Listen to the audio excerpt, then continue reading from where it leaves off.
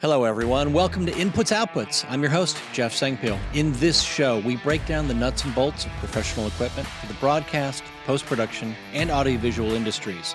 Visit keycodemedia.com to watch full-length product demonstrations, followed by Q&A from users just like you. Hi, everyone. Thanks for dropping in with us today. We're going to take an in-depth look at the just about to drop Avid NEXIS Edge product. Since the world was upended a few years ago, Avid editors have been scrambling to make things work in a true collaborative environment, trying all sorts of technology and solutions to make things work together as close as possible. We've thrown about just everything against the wall to see what sticks. And we've all discovered that we want an easy and secure way of editors to keep editing in Media Composer, whether they are in the facility or at home or in a coffee shop or maybe even a camper traveling the world via a hotspot. All with true collaboration possible, just like everyone is down the hall in the offices of yesteryear. That future is finally here with the release of Avid NEXIS Edge. We're fortunate today to be joined by the NEXIS Edge team, including product designer Matt Schneider, Super Senior Solutions Specialist Kent Peterson, and Corey Tedrow. For those watching on video, we're going to start with the show, connecting this laptop with Media Composer Enterprise here in LA to a project that Corey's working off of Avid NEXIS in Boston as local. Kent will also be accessing that same material, media, and project from his home in Toronto. Then we're going to dive into a technical panel discussion, talking about specs and the information your post operation is going to need before buying the solution. And when I say buy it, hopefully you buy it from Keycode Media. You know, as the #1 U.S. elite reseller of Avid technology and generally the best post-production systems integrator in the world. Otherwise, this is going to be a bit awkward.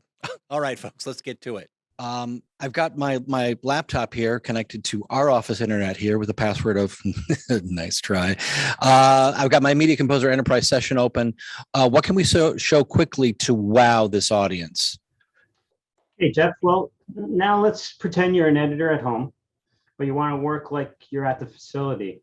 Why don't we go ahead and add a new clip into the timeline there? My screen is shared. Now I'm in the Urban People project.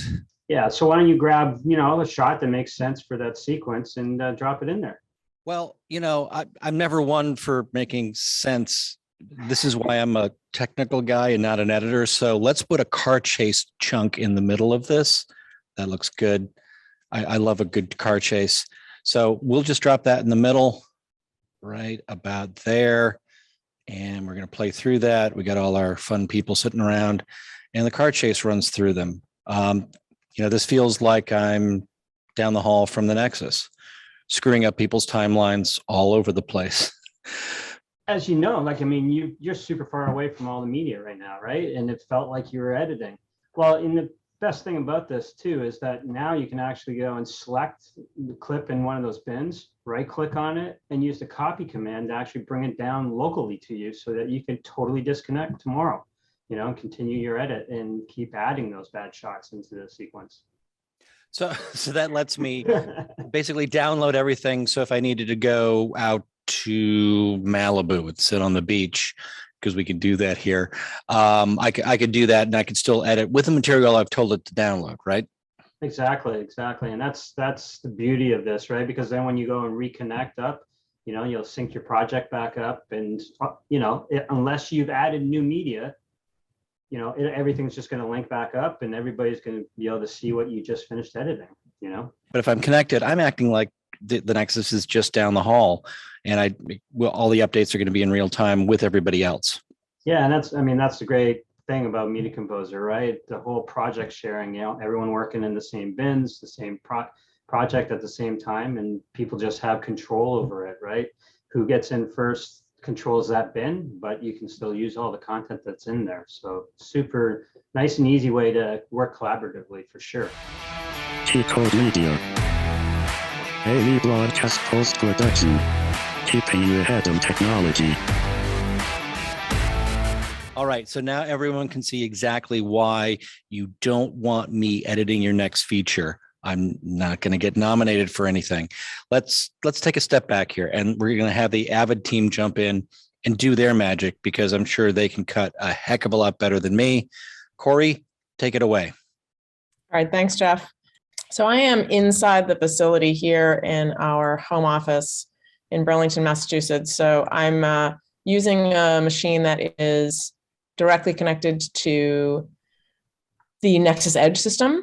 And I'm going to start at the project selection window. So a couple of things Jeff already talked about a little bit. The green Avid NEXIS Edge name here, if that is green, that indicates to me that I am connected to Nexis Edge, whether or not I've logged in yet. So that's a separate thing. So if this is green, I am connected to Edge and I can utilize the proxy workflow, which we'll get into a little bit more in the demo. However, if I want to actually use distributed processing and have access to the web panel inside of Media Composer, then I actually need to log in. So if I log in here with my Nexis user and password, so there's no separate user setup here, just it's your same Nexis user and password here, and then I get my green little box, and that tells me I'm good to go with DP and with the web connector inside of Media Composer. And we'll choose our project here. And there's not too much that has changed inside of the editor. We've just added some functionality to facilitate the proxy workflow. So let me switch this over here and show you what some of these new timeline tools are with regards to the proxy. As I said, again, I am the on-premise editor, so my preferred resolution is going to be high res. I'm going to want to work on the high res because I'm directly connected to the Nexis. In an Edge system, when I right click on the player button, you now have these new options inside of the player button. I'm currently selected to high res only. I can also choose proxy only, proxy preferred, and high resolution preferred. If I switch it to proxy preferred, you'll see that some of the clips in my timeline turn orange because that tells me that they have proxy. Anything that's blue means that it doesn't have proxy associated with it, so it's going to give me the high res. Okay. Now, if I right click on one of these clips here and I do find bin, it takes me over to my bin with my sources. Couple of things to show you here. You saw the orange color in the timeline. That orange color also carries over to the clips. These are clips that have proxy. If they have proxy, they will have an orange clip icon. That's a visual cue to me that they already have proxy. This clip does not have an orange icon yet. I can create proxy by right-clicking and choosing Create Proxies. So it defaults to a local drive. If I choose a Nexis workspace, I then get access to distributed processing, which I'm going to choose, and I'll choose the proxies job queue, and I click OK, and then that kicks that job off. We'll take the DP window, status window comes up, that's done. And so now in a moment, my proxy will come online. There it is, just turned orange. And if I play this clip, you'll see that the player button is also orange. So multiple places where you get an indication that you are using proxy. So I have an orange clip in the bin. I have, as I just showed you, an orange player icon. And then there's also some indications in the bin itself. We have 4 new headings for you. We have proxy video, proxy offline. So if I double click on this, it'll automatically sort. These are the clips that do not have proxy video. This is offline for proxy. I have a proxy audio column. These clips don't happen to have any audio. And then I also have this last one here is my proxy path. This tells me where these proxies reside on Nexis. So that's just a quick overview again of some of the new functions of the proxy files and proxy player inside of Media Composer. And now I'm going to hand it off to Kent, and he's going to show you a little bit about the remote workflow. Okay, thanks, Corey. Well, so I'm totally remote here. I'm up in Canada, up near Toronto, and I'm logged in to our system down in Burlington, Mass, where Corey is. And the only difference on my side is I've had to VPN in to get access to the network down there. And then I'm going to show you 2 different ways of us accessing and continuing working on the Nexis system with Edge. So number 1, we're going to go through the web browser. So this is my local web browser on my system. I'm going to log into here, and I want to show you the capabilities that you get if you do not have Media Composer, but you're in a remote situation. So I've logged in with my Nexis username, and what you're seeing is my workspaces I have accessible to me down the side. if I actually go into here now and go into the projects, one thing that's really unique is the fact that I'm actually seeing true Media Composer projects. So these projects here have bin locking, just like you see in Media Composer. So I can see that those bins have already been open. If I go into, say, the car chase scene that Corey just had open, and I look at the clips, here they are. If I double click on them, I can play back the clips. So there's the car chase scene right here.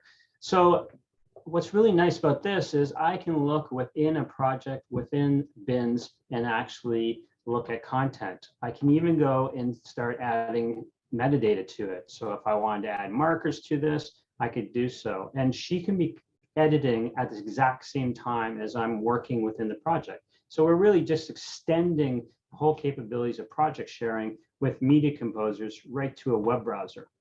Now, another cool thing that I can do is I can go in, let's just go into my folder here, and we're just going to duplicate, create another instance here. And so let's go in and create a bin. So I can right click here and I say create bin. And what we'll do is we'll call this car chase cat. And we'll create that bin. This is the only other way of creating a bin within a Media Composer project through the web browser. So I'm going to go here, I'm going to open up that one, then we'll go here and let's go find some raw media. So maybe we'll go grab some more car chase footage. So something like, say that we take these 4 shots here. I can drag them across and add them right to the bin. So this is just MP4 media that's sitting on my Nexus. I've dragged them across to the bin. And what I'm getting now are linked clips or AMA clips, as some people may know. So I can double click on them. I can scroll through it if I want to. At this point in time, I can go and write metadata in here. So if I wanted to put a marker on here, right, for instance, something like that, I can go and add as many markers, different colors, always tags me with my name as well. Now, another thing too I can do is take all these clips and I can create a shot sequence, okay? So it's like doing a shot list. So I can rearrange these around if I need to. I can call this chase scene B2, for instance, hit submit, and I've just created a sequence. Now this is a Media Composer sequence that's now accessible to the Media Composer to edit. And if I even double click on here, I can look at it. You can see the markers have actually been attached, as well as I can also bring up the timeline that we just created. I have basic editing capabilities. So if I want to take these shots, move them around, I can do so. I can add additional shots to my little sequence that I've created as well. So let's just save that one off. Now, this is great. So I've created a bin in the project that Corey was working on. I've created a sequence. Now, what happens if this is all raw media? Well, I can also go in here and I can say create proxy. So I also have the flexibility of generating proxies from a remote location. So I'm maybe at the coffee shop, I've looked at some clips and I know I'm going home, but I need some proxies generated because this stuff was just linked into the system. So I can go here and say create proxies. And in the back end, the distributed processing workers will take that media and start crushing it away. So you can see here, it's actually said 3 of them already had proxies, so we didn't need to generate those, but one of them didn't, so it created that proxy for me. So this is one way that I can access media within the project and from a remote location. Now, the other option is to go straight up to Media Composer. So here's my Media Composer. I've already launched it on my computer. Now, something a little bit different was when Corey showed you that login screen, I had to check off saying that I'm remote because I don't have a direct connection to be able to stream high-res media to me. But I do have the Nexus client installed. So the difference on my side of the Nexus Client Manager is that I needed to specify that I'm a remote connection, okay? And by doing that, what it's doing is it's basically telling the connection manager to expect high latency. And you can see here up in the top right-hand corner here, it actually tells me I have a 30 milliseconds of latency. So actually 5 milliseconds better today than I did yesterday. So I've mounted the workspaces just like you would do if I was on-prem. So the only difference here is I've VPN'd in, I've got remote setting on my Nexus side of things. I've went into the exact same project that we just went into on the on the web browser. Also the same project that Corey had done as well, had open as well. So you can see up top here that I have the locks. Okay, so this is indicating actually that there's been an update. So if I click on there, it'll update and check the bin for me. Now, another thing too, so I now have, someone else is taking control of that particular bin. So I can look at the content, but I can't modify it. You'll see as well right here that basically I have some proxy files and some that aren't. Now, the biggest difference on my front is if I went to the high resolution, it would tell me high resolution unavailable. Now that's to be expected because I can't stream high res media. So typically I'm in a remote situation, so I need to specify proxy only. Now, one thing you're noticing in the timeline right now that there's pieces here that do not have proxy, okay? And so obviously in order for me to continue to edit or basically see what these shots are, I need to generate proxies. So I have several ways. Obviously I could contact Corey, I could go to the web browser as I showed you a few seconds ago, or I can do it from my remote system. So I could do like Corey did and select a clip and have it show up in the bin here like so, or I could just go and say, you know what, let's just pick the whole sequence and we'll go create proxy. Same things happen here. I have my workspaces, I have my proxy queue that I've created and hit OK.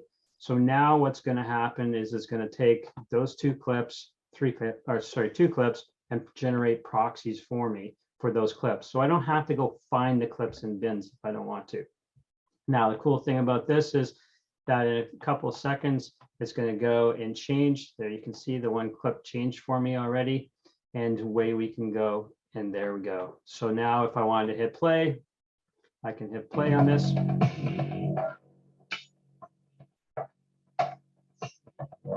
And I can play back that sequence that we were working with. Now, a couple other great things too that we have accessibility of doing is because this is Media Composer Enterprise, this has all the same features that you have on-prem. There's nothing different in that sense, but I also can continue doing things like multicam. So if I wanted to select all those clips and I said, hey, let's create group clip, I could say, oh yeah, we'll create that group clip. So I just created the group clip. I can go double click on it and you can see I can do a 9-way multicam split. Now, with regards to that, it's just going to require more bandwidth on your side. So basically, we're pulling approximately 5 megabits a second per stream. So it'd be multiplied by 9. And that's basically what kind of bandwidth we would need locally. Now, another interesting thing about this is that, like Jeff talked about at the very beginning, and I kind of got him to do, we could also click on here. And because we maybe were having bad performance or something along that line, we might want to just copy the media local to me, but maybe just copy the proxies for this bin to me so that when I'm working with this content, it'll always be nice and smooth. Doesn't matter what the network connection is, but I want to stay connected because I want to keep syncing my project, right, with the home base. So that's another reason why you might copy some media locally is because maybe your connection's not as strong today. And so I want the proxies locally and then basically have the capabilities of just staying within that project. So I don't need to create a different bin and then copy that at a later date. So another super handy way of working with this. Now, other things that you might want to do, like, as you know, basically, or may not know, we also have the capabilities of modifying groups if you needed to. So if I needed to add another shot into here, I could add another shot into there and continue my work with my multicam. So at this point in time, we've kind of worked with, obviously this is a new version of Media Composer. We've created proxies remotely in 2 different ways. We've also went and created multicam right within the application itself. So no tools have been left alone. Now, another thing is too, that I also have that full capabilities, right, of searching for content, by using the web panel. So I can say, hey, find me everything that was done in the last 5 minutes, right? And this is basically those 4 clips that I put into a bin. This is the sequence that I created. It pops up and then opens up the bin automatically for me. And there's that clip. We'll just go yes here, and we don't need to update my multicam. And there's that edit we just did through the web browser, right? So whether it's searching for content from different projects or whether it's just straight up working in the project that you're in, you get all those benefits. Another thing too is when you do purchase Media Composer Enterprise, you do get a DP worker with it every time. You also get a VM option as well. So if you want to virtualize your Media Composer, you should have that flexibility too. So at this point in time, I think I'm going to pass it on, and we'll do some live Q&A. T-Code Media. Daily broadcast post-production. Keeping you ahead in technology. All right, let's jump into these questions. We've shown the basics of how this works. There's a lot of questions production teams are going to have. For those watching live, get all those questions in. First of all, and Matt, this is probably going to be a question for you. Let's start with what needs to be happening at the post facility. What hardware are they going to need? Network setup, firewall, bandwidth, all that fun stuff. Sure. So the first basic hardware that you need to have, must have, is NEXIS storage. Can be any make, model, flavor, size, capacity, vintage, and so on. There is a minimum version of the file system that you have to run, which is 21.12. But beyond that, you must have NEXIS storage to support NEXIS Edge, hence the name. There is no support for ISIS, recognizing that there's still some ISIS file systems out there, but you must have NEXIS storage. The second thing that you must have is you must have the NEXIS Edge server hardware. For the moment, we are supporting this as an on-prem infrastructure deployment. Yes, naturally, we are thinking, we are planning for a cloud-based deployment of NEXIS Edge in the future. Can't say exactly when that's going to be available, but that's an obvious part of the product's future. But for the moment, it's an on-prem deployment.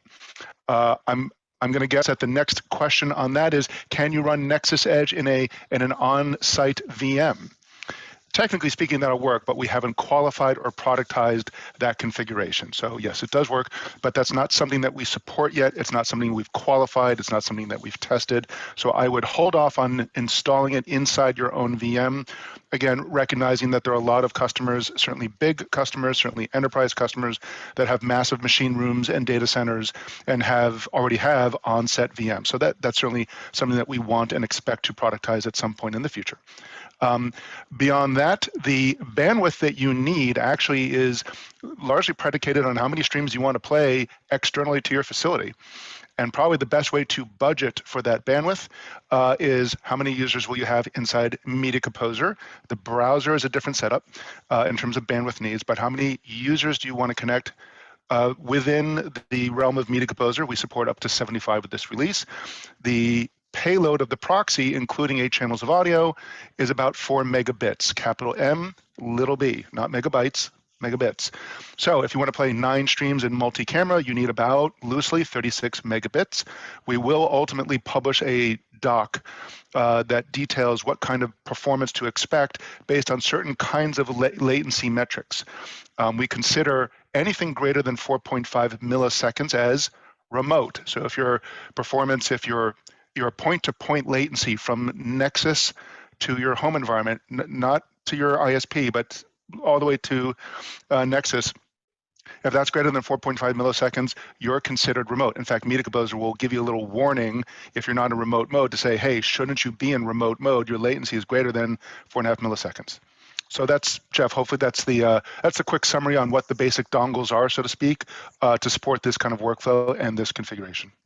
Sounds good. And also one little point, if you have mixed ISIS and NEXIS in your environment, you're going to have to be coming up to a version of NEXIS that will no longer allow your clients to also support ISIS. So just keep that in mind. So next question we've got that's come up, what does this setup have that's better than cloud editing or the remote control setups like we've all been putting out there? So let me grab this one because I've got the stuff here.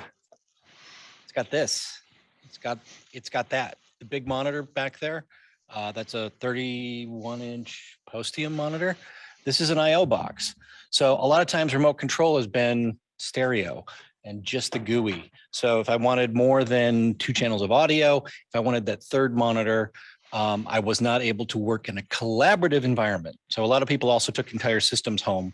Yeah, you could work that way, but you're constantly being fed media, drives were cycling in and out, or you're downloading all this crap from Dropbox or whatever method you were using. So that's the thing that it brings to the table. You are fully collaborative with a full edit suite in your home or wherever the heck else you want it to be, or a laptop at the beach if you've got the right Wi-Fi puck.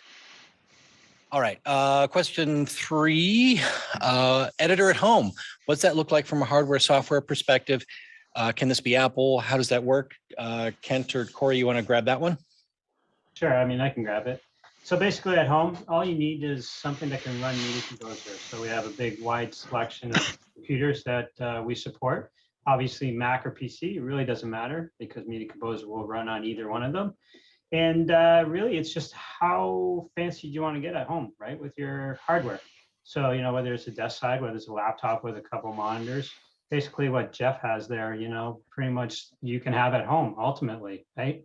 And he'll be happy to sell it to you too. But so, I mean, that's basically what you need. And then you're going to need the latest version of Media Composer. And that's a key to the whole Edge. Once Edge is officially launched, whatever version of Media Composer is at that current state, that will be the version of Media Composer that you'll be running at home. Very cool. So the next question was actually going to be about the version of Media Composer, and I think you kind of cleared that up. So there was a little bit of a question there also about what type of Media Composer, perpetual, ultimate, and enterprise. Yeah, so for Edge, you require Media Composer Enterprise. So if you want to work in a remote scenario, then basically Media Composer Enterprise will be what you will choose. That'll give you the capabilities of having remote media, proxy media, as well as some caching within the projects and that to facilitate, you know, the latency that we're going to be dealing with in that. So that's what you're going to have to purchase in order to get Enterprise. And that'll also enable that server that Matt was talking about too, at the same time with the software necessary for the Edge server itself too. Work. So what about Pro Tools, Creative Cloud, other editing software? Are those going to be integrated today, or are they on the roadmap for the future? So I'll take part of that at least. Matt may want to follow up, but Edge does have support for Premiere Pro, not to the same level as Media Composer. So you're not going to get the proxy workflow with a Premiere editing client, but we do support the web panel. The web connector is supported inside of Premiere. So you could have Premiere clients on-prem connected to your Nexus and accessing through the web connector. Pro Tools has been a big question, a big request. We're getting lots of requests on that, and it is not supported right now. But I think the amount of something we're looking at, and maybe Matt can speak to that more. Yeah, I agreed with Corey. We've gotten tons of asks about Pro Tools integration within Nexus Edge. For this first initial release, which is coming out this quarter, Q1 of this year, we don't have an integration story quite yet that includes Pro Tools. But considering the flurry of activity that we're getting with regards to Pro Tools integration, it would be wise for us to make that a part of the roadmap. So we can certainly do that. What's being used as the transport for each of these video signals? SRT? Is there a guide to knowing bandwidth by stream, resolution? Sounds like we need a spreadsheet in the future. I can take that. So this is a slightly different workflow. The NDI and SRT workflows tend to be associated with the so-called over-the-shoulder workflow, where really the objective there is you want a non-editorial person, a producer, a director, a showrunner, a post-supervisor, any other collaborator, non-editorial collaborator to basically see the client monitor, the third monitor, also known as the producer monitor. That's not exactly what we're doing here. That's not at all what we're doing here in the context of the Nexus Edge proxy. The proxy is a streamable format, but it's also a an editing format. This is literally the content that is sent to Media Composer from the on-prem Nexus for craft editorial. So the key value add there is it's a create once, use twice strategy, where what you create in the form of our proxy is what we use for the Nexus Edge browser environment. So when you play content in the browser, you're seeing the proxy. When you edit in Media Composer remotely or on-prem, because you can play with it, you can edit with the proxy on-prem as well, you're seeing the identical media file. So this is not the NDI SRT workflow as from the question. This is for editing. Yep. And the thing that's also interesting is because this latest version of Media Composer has an SRT output. There can be a little bit of confusion there. The SRT output actually is pretty cool. I can bounce that off of a streaming service, and I can use VLC. Forgot my cone today to play that back as a third party. Watching the session, the output of the video of the session, like I was in your facility with the monitor over my shoulder, just on my laptop or my computer or my phone or whatever. So the could be a little confusion there because it just came out at the same time, but it's not related to how Edge functions. Although I'll just quickly add that they are meant to be complementary. You can have a remote Media Composer playing the proxy, editing with the proxy. You can have a producer or a showrunner who's seeing the output of your Media Composer via SRT. What is the price of the Nexus Edge server and what's the price of MC Enterprise compared to regular MC? So I'll take that one. Contact KeyCode via our website to book a strategy call and figure out the pricing for you. Awesome.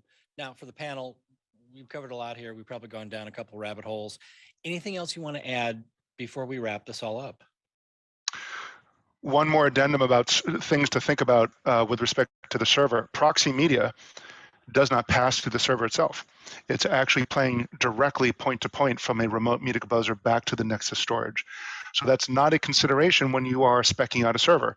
You're speccing out a server to support the needs really of the browser workflow, and the proxy resolver service, which is really the engine room of this zero relink workflow, is very, very lightweight. It does not put a lot of computational strain on the server.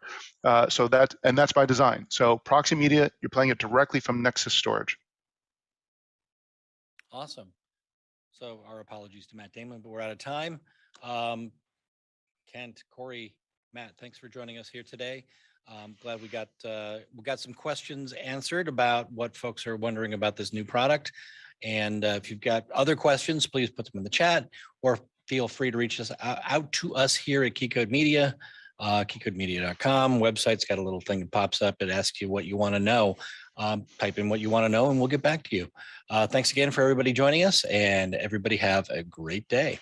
Thanks for watching Inputs Outputs. Make sure to subscribe to the podcast to receive future episodes, and then follow KeyCode Media on LinkedIn, Twitter, Facebook, and Instagram to receive news on additional AV broadcast and post-production technology content. See y'all next time.